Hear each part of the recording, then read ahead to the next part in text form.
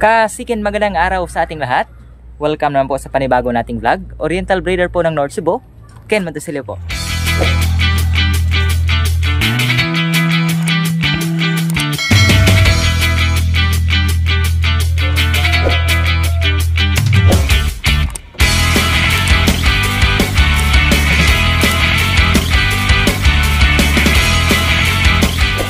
Kasikin, welcome naman po ulit sa panibago nating content sa araw na ito.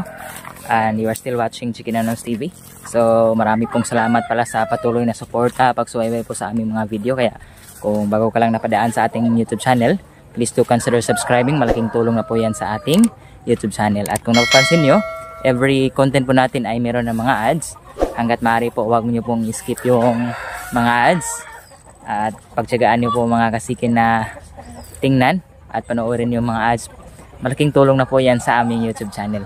Okay, so mga kasikin, for today's video nga po pala ay sobrang saya natin sapagkat ibabahagi po namin sa inyo yun pong tapos na po namin na pabahay sa aming alagang manok. Nakita nyo na po yung ginawa nating paitlugan at gumawa kami ng extension ni Papa. At kanina ay ayun, natapos na.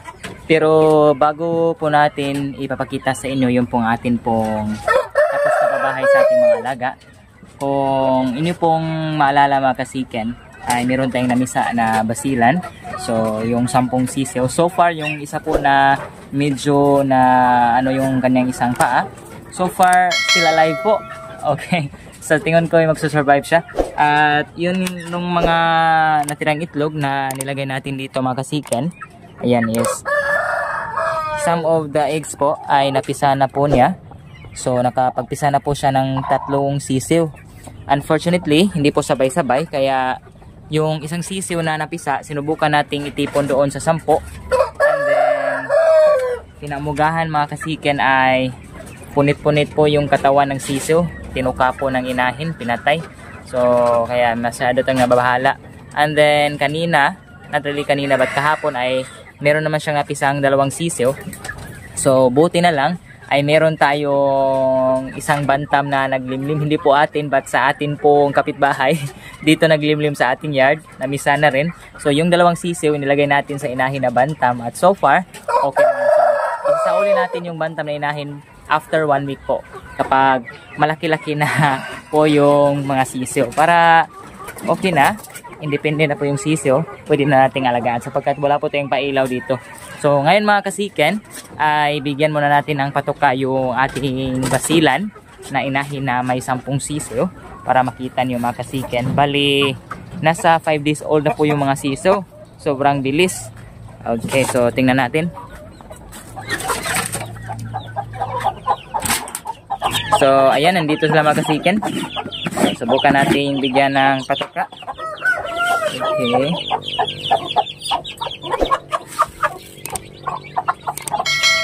So far, 10 pa rin yung mga sisiw. Hindi namatayan at sobrang sigla. Okay. Yung isa mga kasiken, ayun, yung paa niya, but still, survivor yan. Okay. So, tinawagan ko po yung nagpa-reserve sa atin ng sisiw at sabi niya, nasa Maynila pa daw siya. Kaya, good news sa atin mga kasikin, hindi natin ito ma-out. So, gagawin natin itong breeders pang dagdag doon sa ating mga breeders. So, dito nga, meron nga po lang ditong shamo na namisa. 4 lang yung sisiw niya sapagkat 5 na lang yung itlog na kanyang nililiman. But yung isa ay kanya ring napakan kaya namatay. Marami siyang itlog mga kasikin, 8. But every time po na siya ay bumaba sa kanyang pugad dito, and sometimes po kinakain niya yung kanyang itlog, kaya ito na lang po yung natira. Okay, so far anak na po ito ni Orion. Okay, so ipapakita ko sa inyo later yung ama nila. So bali yung inahin nga pala natin ay isang Shamo Malay at krinos natin sa ating dumpo po na tandang. So far malapit na rin mag 1 week yang mga siso. Okay, so ngayon mga kasiken, pasok na tayo dito sa atin pong ranging area. Dahil nga, again, ipapakita ko po sa inyo yun na aming pong pabahay. So, at sa katunayan din po, ay meron na akong ginawa dito na bago po ang patukaan po ng ating alaga. So maya-maya po dito natin ilalagay yung kanilang patoka. So kasikin, ito na po. So far against the light po yung ating camera sapagkat lulubog na po yung araw dyan. But ayan, so medyo malaki na. Nung una ito lang po yung area. Ayan, ito po. But ngayon, ayan, so kapag ulan wala na tayong problema.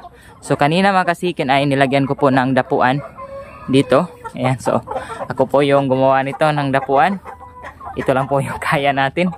At ito na rin yung bagong setup po ng ating patukaan para hindi po nila maapakan. Ayan.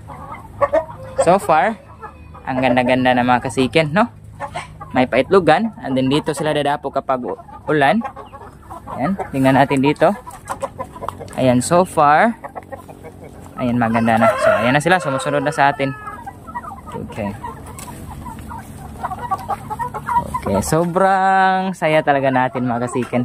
Meron pa tayong mga extra dyan na kahoy. Siguro magagamit natin yan sa susunod nating project. Okay.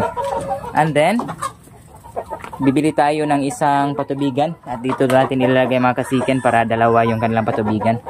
And dito na po yung update sa ating mga paitlogan. Dito, wala na pong nangitlog sapagkat namisa na. Dito, marami-rami na rin mga kasikin. Ayan. Ayan dyan. And dito, hindi natin alam kung naglimlim ba ito or nangingitlog. But dito, yan, naglimlim na yan mga kasiken. And then, dito rin. So, supposedly, doon siya sa pinakasulok.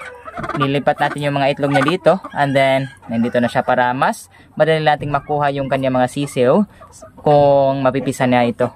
Dito, sa area nito, wala pang mga itlog. Wala pa rin mga sapin. But dito, kanina, nilagyan ko na rin sapagkat medyo tuyo na yung mga dahon. And then dito sa pinakasulok, ayan, may marami-rami na rin itlog. Okay.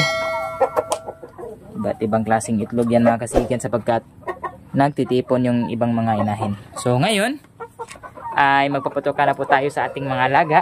At syempre gagamitin natin itong panibago natin ginawang patukaan. Ayan. Sobrang excited po tayo. At kapag meron pa tayong oras, dito natin siguro we will continue making another feeder here mga kasiken para medyo mataas siya at para rin magandang tingnan. Okay, so tara na, samahan nyo ako.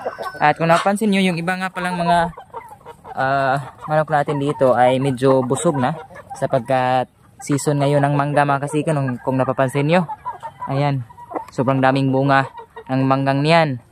At yun pa. So, yung mga bunga, ayan dito. Ilalagay natin yung mga bunga na may biyak, yung mga overripe. Kaya, ayan, kinakain nila. Ayan, busog na. But still, bibigyan pa rin natin silang patuka sapagkat every hapon po tayo nagpapatuka sa kanila. Okay? So, ngayon, kukunin muna natin yung ating patuka mga kasiken. So, kasiken, nandito na tayo. Ayan, bali yung patuka natin mga kasiken ay 50% commercial feeds pa rin. Merong sapal at saka yun pong tirang kanin o bahaw po ang tawag sa amin. Kaya nandito na tayo sa ating mga alaga. Ayan po sila. Nag-aabang na sa atin. So ating pakainin doon sa loob mga kasiken. At siyempre, samahan niyo ako ating pong pasukin.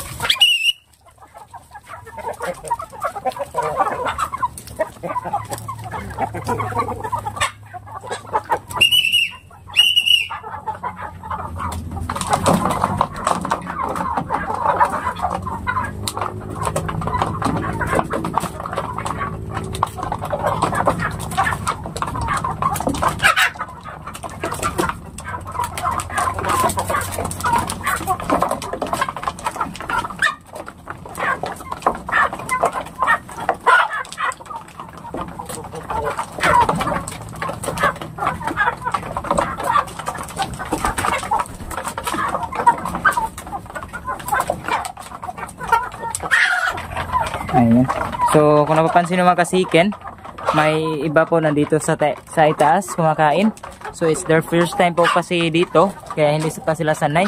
But sa tingin ko parang masyadong mataas din yung ginawa natin na patukaan. So ang gagawin natin, babaan natin ng konti. So yun, majority sa kanila dito sila kumakain kasi nahirapan sila sa bagong patukaan natin mga kasikin. Ayan, but then again, at least nakita natin. So babaan natin ito ng konti mga kasikin. Yan, sobrang dami pang patuka dyan. Sana maubos nila yan mga kasikin. Okay, so yung iba, yan, pumapatong talaga. But gradually mga kasikin, makakaya din nila yan. So ang gagawin lang talaga natin ay babaan po ng konti yung ating ginawa. Okay. Mga kasikin, yun lang po yung bagong kaganapan dito sa aming yard. So bali yung patukaan po nila is medyo mataas. So sa tingin ko ay babaan natin yun ng konti para hindi sila mahirapan. Mga kasikin, sana po ay nag-enjoy na po kayo sa panabago nating mga video. At maraming salamat sa patuloy na suporta at panonood po sa ating mga bagong upload. So mga kasikin, kung bago ka lang napadaan sa ating YouTube channel, please do consider subscribing. Malaking tulong na po yan sa aming YouTube channel. Hanggang dito na lang po ang ating video. See you po sa sunod naming mga upload. God bless po.